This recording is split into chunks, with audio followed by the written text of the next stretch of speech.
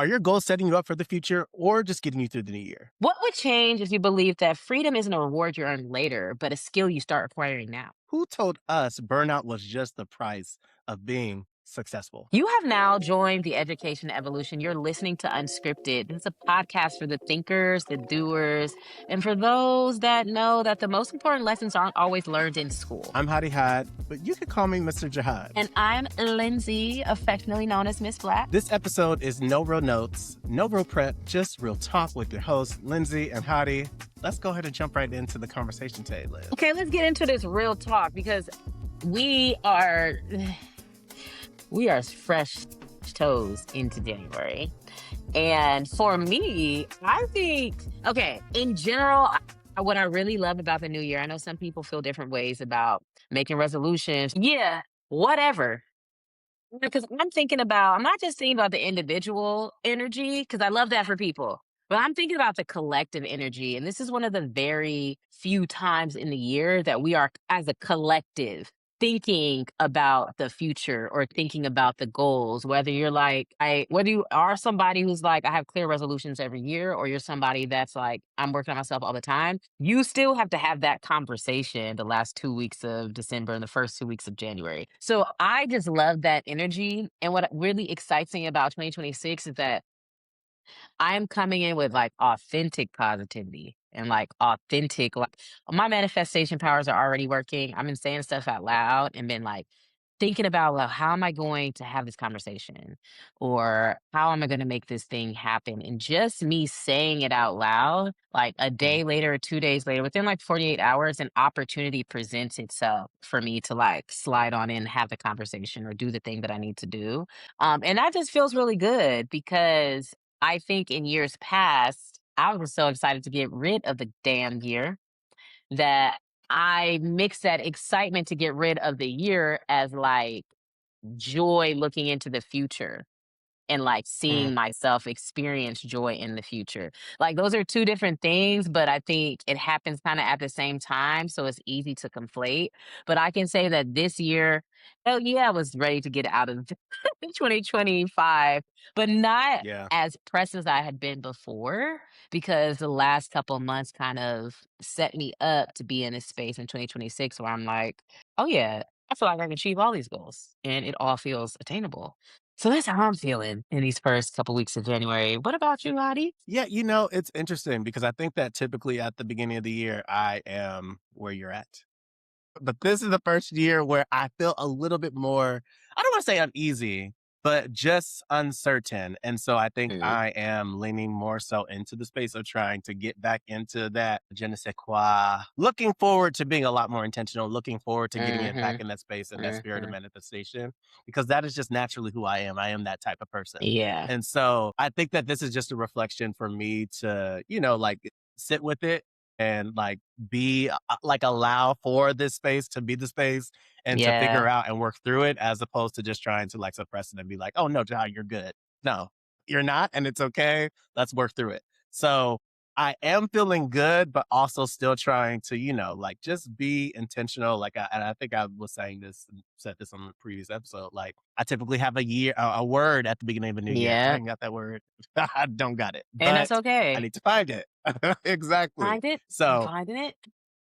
yes, yes. And so, Mm. feeling good and getting back into routines and all that good stuff, but Yeah. not like my typical self. So, we're on our way. We're creeping in the right direction. Y'all, this not for you, Jihad. I'm not talking to you. I'm talking to listeners. Hi, I've been friends with Jihad since 2016. Okay. And we've been in step since 2016. Ain't no fallouts, ain't no nothing. And I'm not judging people who fall out with their friends because that's me.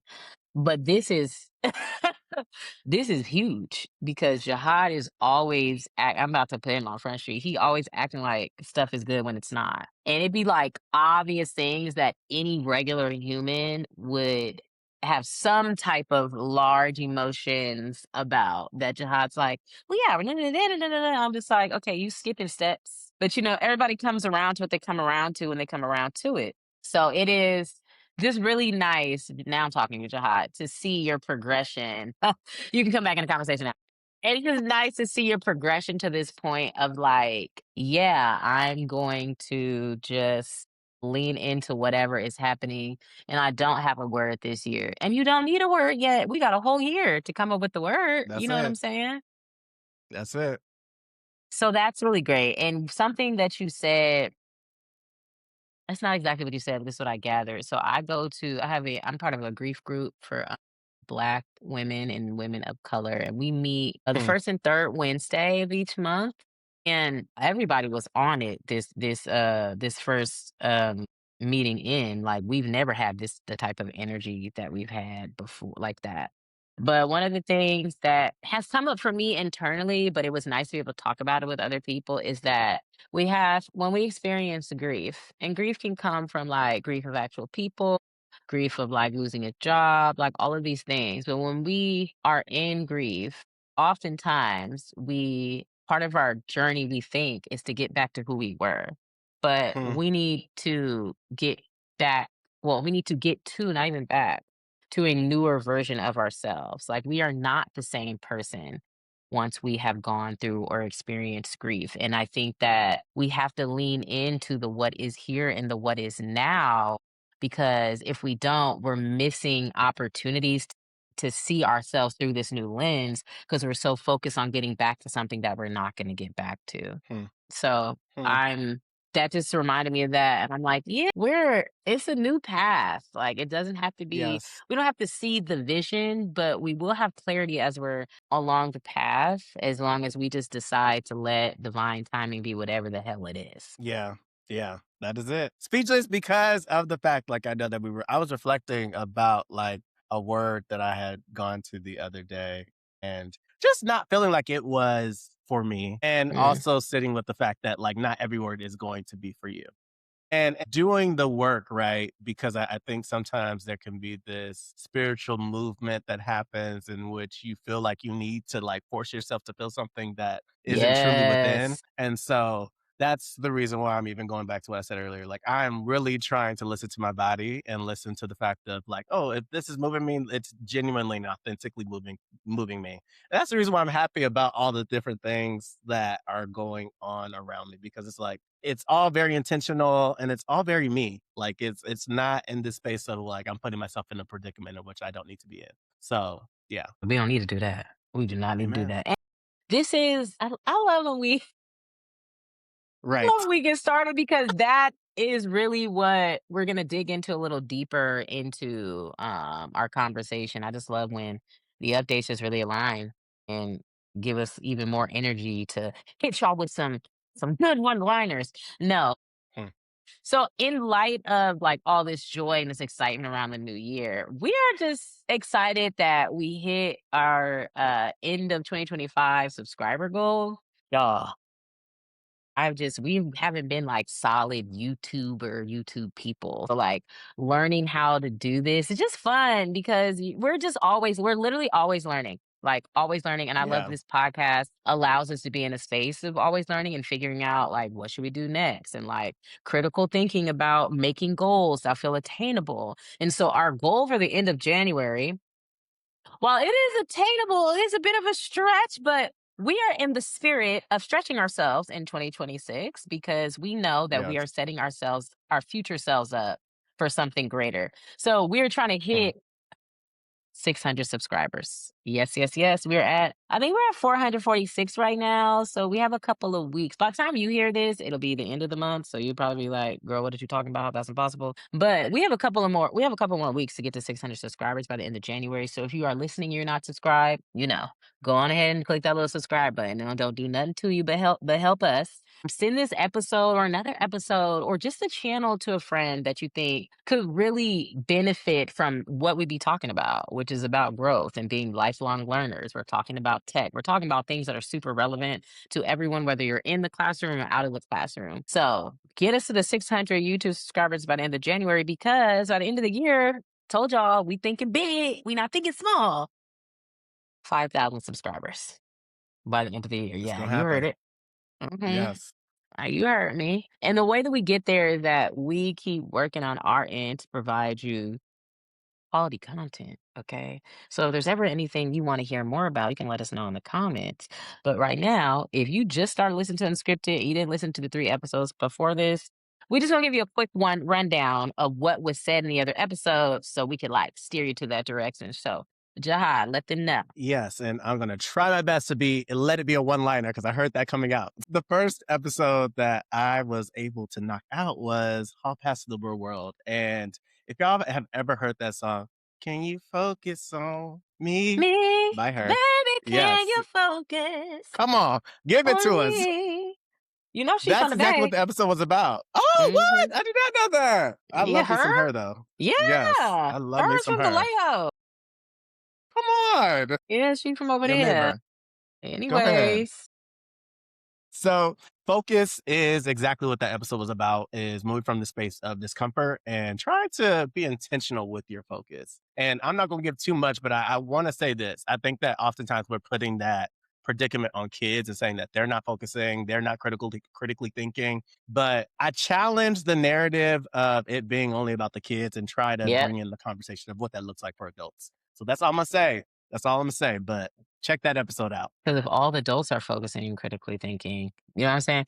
Anyways, lifelong learning is the second episode of this of the month. And this episode is always going to be focused on the fact that we are lifelong learners, whether you claim that for yourself or not. There are opportunities to learn every day, and you can be intentional about what you are learning. And in 2025, I had to be intentional about looking for a job. Okay, so I am speaking about optimizing LinkedIn and just things that I used on LinkedIn that I thought was super valuable in my search for finding a new job. And then I'm also talking about what I learned along the way in the search. So it's top of the year. If you're looking for a new job or you know someone who is looking for a new job or just recently got laid off, send them that episode because sometimes we just need an extra, like, sure, some direction to really utilize LinkedIn. It's not a big, scary social media platform. It's something that could really we can really see a return on our investment. I would say more than Mhm. any other social media platform, but then again, I'm biased. Hey, hey. And yeah, as a recruiter, we know that Q1 is that time of the year where all the Come jobs on, are being posted. So, yes, tune into that episode. it's that time.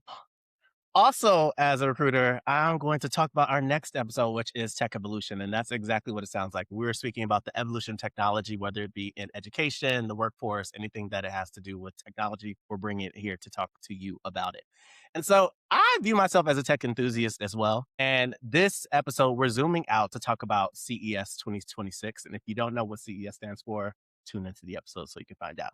But I pull out some of the intersections of education and technology and talk about some of the newest kind of gadgets and gizmos and things that are happening. So check out that episode because there's some good content there. And I can't wait to go back and listen to the episode myself because there's just so much going on in the tech world. And this is just a good place for you to be to learn about it in a way that is palatable. Honestly, because Yeah. sometimes I be wanting to follow, like, the big tech people, but y'all using words I don't know. You know what I'm saying? Like, you guys are in this arena, in this club of other people that understand these tech terms, and so sometimes it creates this, like, language barrier or gap for people to really truly Mhm. understand, but because we're both former educators, we know. We know. We know the We things. know. Bringing And y'all we are along for the now ride. gonna shift into our actual conversation, which is kind of a continuation of our check-in here. But Jihad's episode on Hall Pass to the Real World really was digging into like discipline and something called frustration tolerance. That was new for me. Frustration was not new, but learning that phrase was new for me. And we're gonna discuss how all of that impacts how we intentionally reset and guides our rebirthing processes, especially I think my birthday is a rebirth and shout out to all the winter babies, the Q1 babies, the February babies.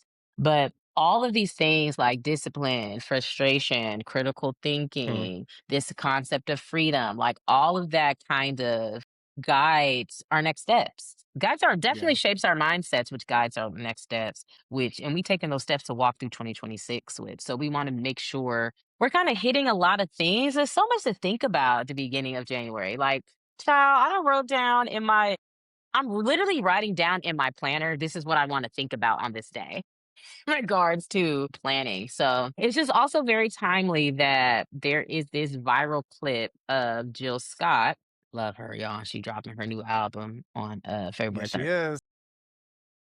But she was being interviewed by Angie Martinez, and she created this kind of like mindset for herself, which she's been following. And it goes like this: you work hard in your 20s, you work smart in your 30s, you work how you want to in your 40s, and you work when you want to in your 50s, and you work if you want to work in your 60s. Okay. And that, hearing that was very impactful for me. And I know it was impactful for Hadi too. So I'm wondering, when you first heard that, well, when you first heard that, what came up? And then when you heard it for the third time, what came up, you know? Yeah, so for me, a lot of life lately has been about dispelling this myth about age. And what I mean by that is it reminds me of being a child and thinking about like our teachers and thinking about them being like so much older than us. But in reality, them being like probably within 10 to 15 years ish, depending on the grade level and all that good stuff. Yeah. But all that's to say, I just think that being in now I am in my 30s and to know that I'm in my 30s and to see how far I have made it, I am very proud of the growth of the person that I am today and all of the Mhm. things that I have accomplished to date. And I think that there is this like misnomer about turning 30 that people oftentimes are like, oh my gosh, like life just goes downhill. And it Right. doesn't feel that way Why for they me. keep saying that? That shit is I don't annoying. know. It like to me, I don't know. I feel like 30 feels like what honestly, I think that people hype up turning 21, but I think that turning 30 was that for me. It felt like wow, like I made it.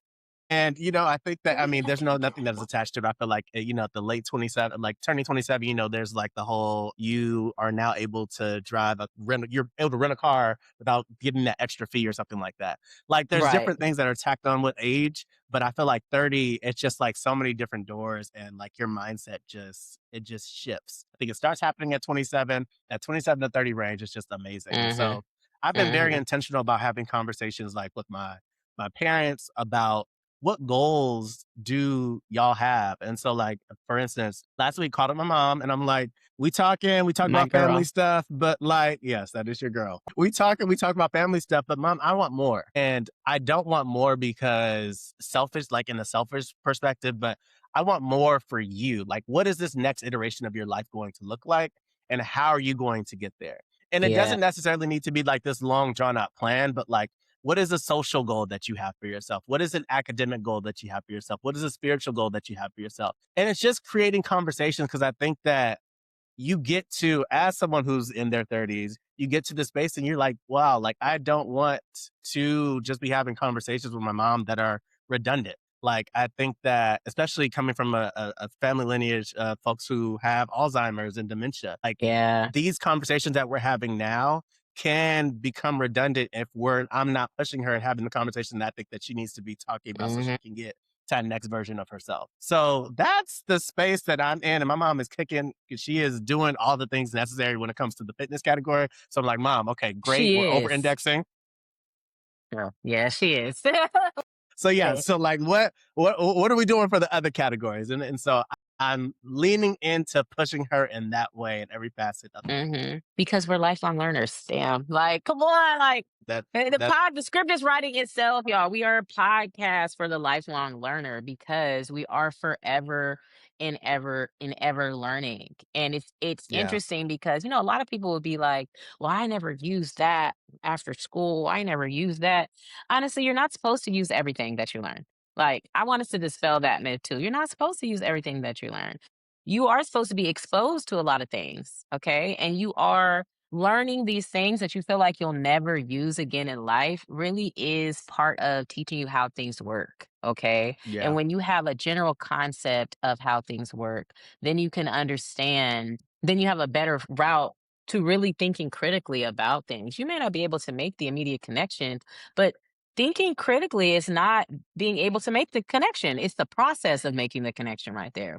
Like, Yeah. sure, you may not use the Pythagorean theorem, but like if you're doing Mm, any type of like interior design in your house, like if you're putting up wallpaper, if you're trying to see where things fit, like these formulas, these algorithms, like, and if you one of these men out here building houses, those concepts may not be super clear. Like you don't need a squared plus b squared equals c squared, but it's still there. Like it's still giving you exposure to things that you wouldn't have had exposure to. And then, like you're just talking about your mom over indexing in the fitness area. Okay, because that's what she felt like is important right now.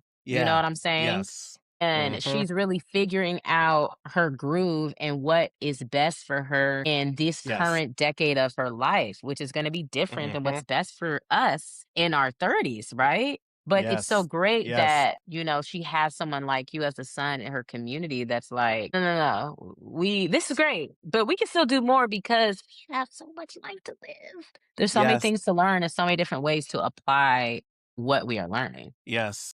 And I'm gonna keep going back to, like, last year in that episode, but I think that we are now in a space in which there's a tremendous multi-generational divides because of how technology is outpacing our learning ability.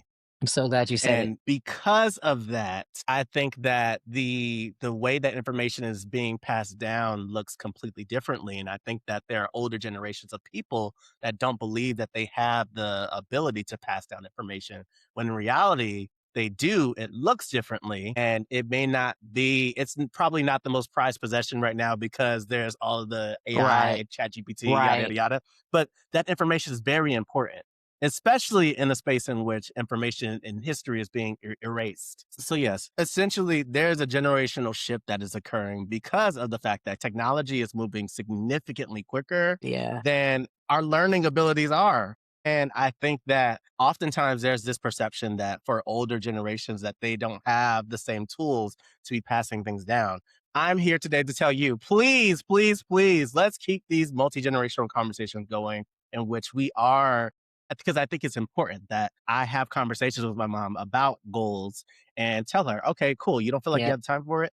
Put 5 goals into ChatGPT, see what it spits back yep. out, and just use that as a starting point. I don't need like a whole Exactly. dissertation. Like use the tools that you have. And then by proxy, like that's exposing her to a piece of technology that Yep, she may need to use one day in a much bigger capacity than she's using presently. And I think that that's what's also there is a generation of people that have never been exposed to any type of artificial intelligence at all. yeah. And so I think that it's very important that we as children definitely like pass resources on, and it needs to be going both ways. So that's what I'm sitting in We need to fight ageism now.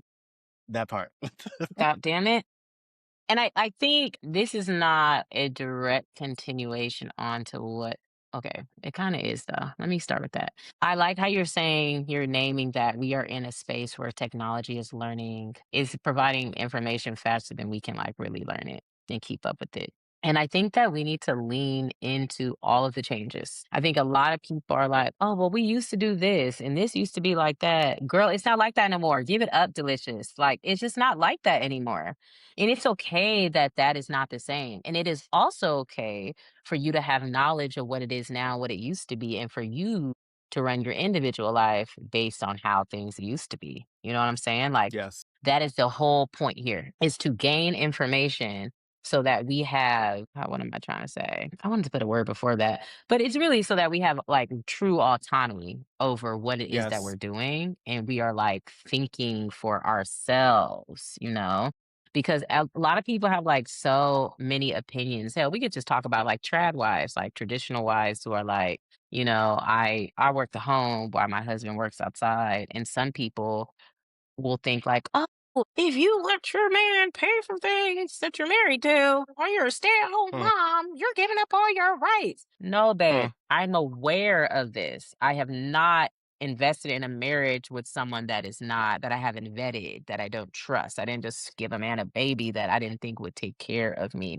And no matter how you feel, how you feel on either of those sides, like there's information to be learned to support you in whatever lifestyle you want to have. yeah. You should look into what it means to have a prenuptial agreement or whatever contractual Hmm, agreements you want to have. You really should do a little bit of more research and marry someone based on the type of life that you want to have. I do think love is included in that. I don't disregard love like some people do. But like love can't be the only thing. You know what I'm Hmm. saying? This is all information we now have access to. This like these different formulating thoughts, and we don't have to just align with culture says this and we follow these expectations. Because I think that's also where people get like caught up. Like at 30, Yeah. I'm supposed to be barefoot and pregnant and own a B CEO of a business right now. Hmm.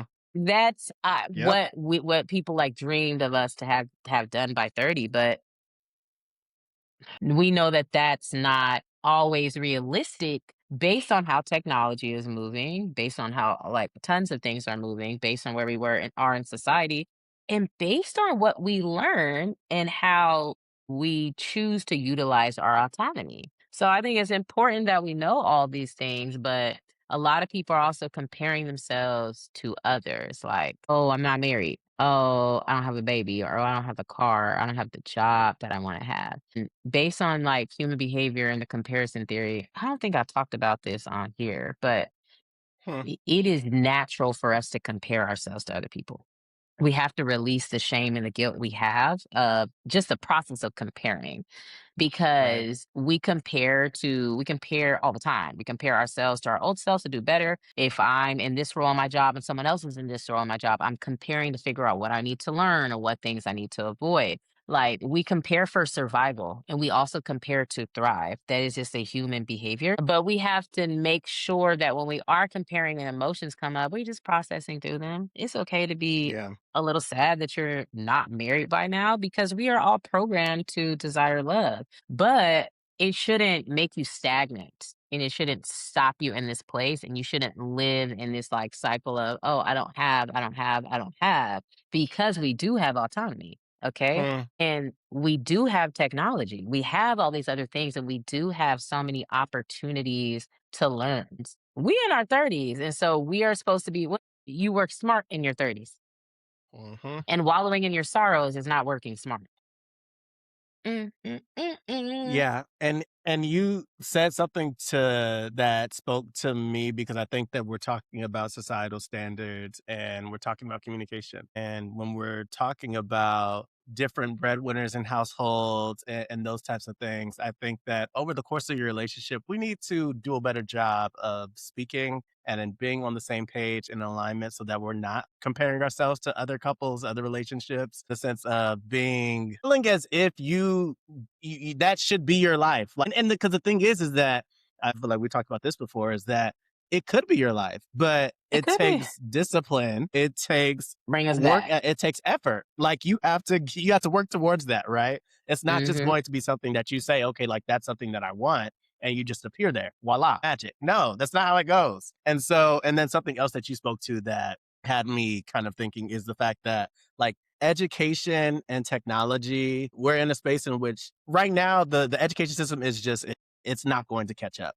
And the only way it's going to catch up is if we are having more kind of radical conversations about what it needs to look like. And Yep. we all know that the way that teaching present day is structured is not doing what's best for students. But I think that we're on this kind of highfalutin podium and saying like, oh, okay, like we can do just enough. And like, I want to believe in a society that wants to invest in education, that sees that there are all of these resources in technology coming out of CES and put the right investments there so that Yep. geographically throughout our whole entire country, we can have the actual resources so that there are Yeah. tutoring resources for students Yep. who don't have enough educators in their classrooms. There is one day a humanoid who, because there is a teacher that has so many students, they don't have the capacity to be able to be one to one with the student who may need one Right. little prompt. Like it could look differently, but I want us to be, I believe in a world in which we can reimagine the way that education looks. And I believe in a Yes. world in which we can separately, the conversations about relationships. Like I think that we really can be the relationships that we imagine and dream about, Yep. but we got to work towards it. We have to work towards these things. And you mentioned something about in your episode about frustration tolerance. I wonder if you could just re-summarize that before I get into my point so I can make sure I'm saying the right thing. Yes. So oftentimes we get to an obstacle, and as soon as we get to an obstacle, that's it. We walk away from that obstacle. So, for instance, I may be Guilty. reading something and something else, I may see a notification that pops up on my phone. It Mhm. sometimes that obstacle doesn't necessarily mean it's something that's challenging you. It could be something that is so dormant that it's just something else that takes you away from the task that you're supposed to be doing. And oftentimes we, instead of investing in that long form task, we are like, oh no, like this is too much. Let me go ahead and click to something else because that's what I feel like doing. And Yep. then you never achieve the goal that you had set out. Yes. Yes, yes, yes. Okay. Thank you for saying that because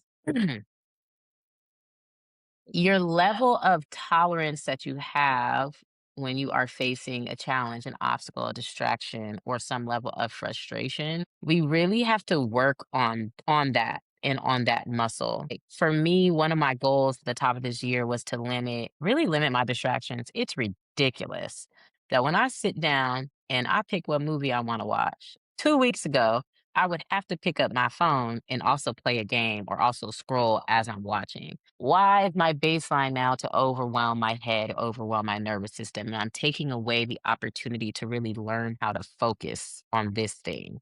And we keep talking about these kids not being able to focus, but I am doing the same thing. Now, we ain't doing all the same level, but we're just not. And I notice too that if I'm doing a task and I get like, yeah, frustrated is not even a real word because it's just like, "Oh, I just don't feel like going to look at this thing, or I feel like I need like a mental Right. break from here. And so then I'll just do something else. Now, sometimes that's fine. Like that's my workflow. I'm like, Right. okay, I've done this for 35 minutes. It makes sense that I just want to do this quick 5 minute task. Sometimes the 5 minute task is putting stuff in the laundry. You know what I'm saying? But Yes.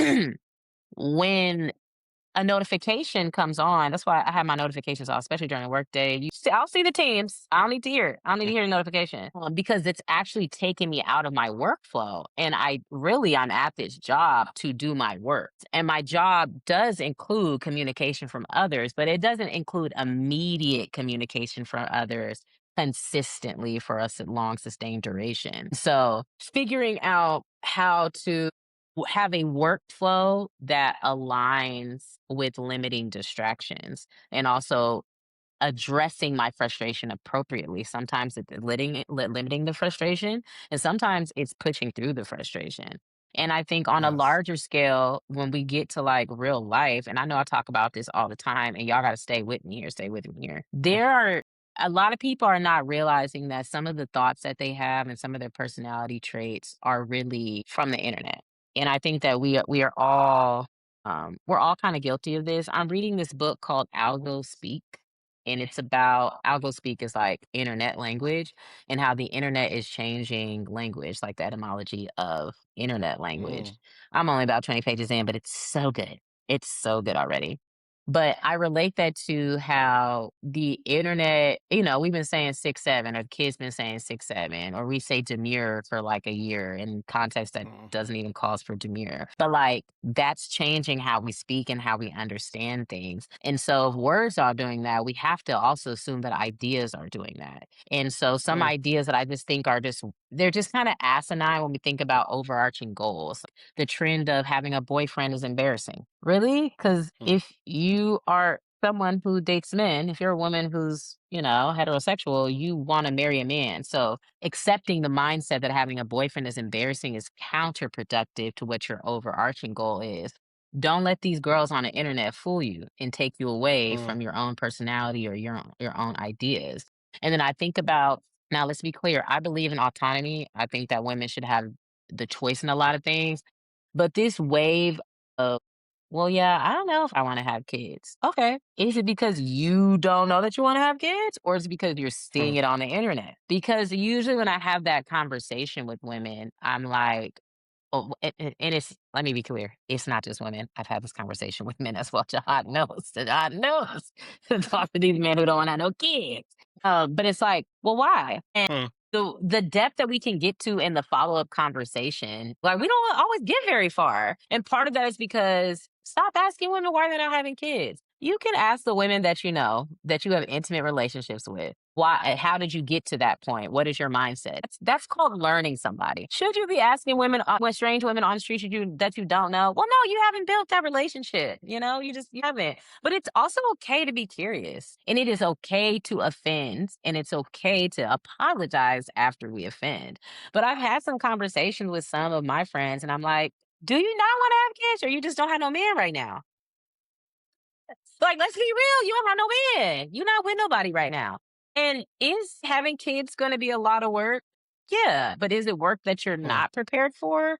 Or is your frustration tolerance just low? Like, if a challenge came up in that, like, why do you think that you're not built for the work that is to come on that side? And mm, nobody knows what work is going to be on the other side. Even the people that are like, I was born to be a mom, you don't know. But why are we in this space of like feeling like we need to know everything about the future? And in that quest to know everything about the future, we're just hoarding information and getting information and not much depth in the information. And then we are accepting that opinion as what our mindset is ingrained in instead of like challenging it. Like, okay, if you're like this, if you hear a bunch of women say, I don't want to have no kids, or like women that are moms that are just like, yeah, kids are really hard. I would have rethought about this. That's fine. That can be their truth. But make sure that when you are listening and you are funneling the information through your brain, that you can formulate an opinion for yourself because there's so much information that's going on. And like Jihad already said, the technology is moving faster than we can learn and think. But as a human, we have the autonomy to stop, pause, and think about what really is important to us long term, not just in the present moment, and to utilize the discipline in the present moment mm. to set ourselves up for the future and what our actual goals are, not what society or TikTok or Instagram or our best friend, sister, cousin tells us we should try to be aspiring to in whatever decade of life we're in right now. Yes, yes, 1,000 times over. Like, the thing that came to the top for me with what you said was have a bias towards discipline, and discipline in the sense of sit with the thought that came to your mind and unpack it for yourself. Stop Yeah. accepting what society is telling you that you do or don't want as Yep. the final say so. Like, that's Yep. the obstacle that you are sitting with, and you're then making a That's decision it. when you Yeah. don't have any fact. You haven't sat with the idea. You don't know what having one kid, that person who's saying that they don't want to have kids may not make enough money. That person that's saying that they don't have, they may not even be able to have kids. And You so don't that, like know. that, those are right. You don't know. And so make that decision for yourself. Like and that's in every facet of life. That is not just about, let us be crystal clear. It's not just about having kids. Okay. So, Right, right, right. believe me, I'm you. not one of those. I'm not the Elon Muskers that's like have 12 kids. Like I'm not. I just had to Right. you had to use an That is example not that people really, right. connect to. Yes, because it's true. And I think Lindsay also said something about you not knowing what's on the other side. You didn't know what was on the other side when you started preschool. You didn't know what was on the other side when you started that job. Right. You didn't know Right. what was on the other side when you started dating that man or that woman. You just did not know. You You hoped ain't and you know. thought that you did know, but you did not know. And Yes. so there are going to be times in which it is uncertain. There's not this like picture perfect thing in which you have a whole roadmap. Things sometimes do not go according to plan. And that is okay. You work through it. Like, that is the cognitive dissonance. That is the critical thinking that we are discussing. Like, there is not a manual for every single aspect of life that works out perfectly. So sit with that space of you being uncertain and work through it for what you think it needs to mean and what you find those facts for you. That's all we saying. That's all we saying. And with that, because that was amazing. I genuinely I genuinely hope that you, the people that are listening, are ready to step into this year, ready to match intention with effort and effort with the discipline. That the energy that you put forward is the foundation for what this year will become. And before you go, don't forget, please, please, please subscribe and share these episodes. We're pushing for the 600 subscribers by the end of this month. So Mhm. if this conversation hits you in any type of way, go ahead and pass it around to someone who you know needs to to be a part of this community. Literally. And to our Instagram community, tell us what stood out to you this week. Come on, we need to see some comments, some shares. We appreciate all of the effort, all of the listening. We just appreciate y'all. And we will see you soon virtually. See y'all.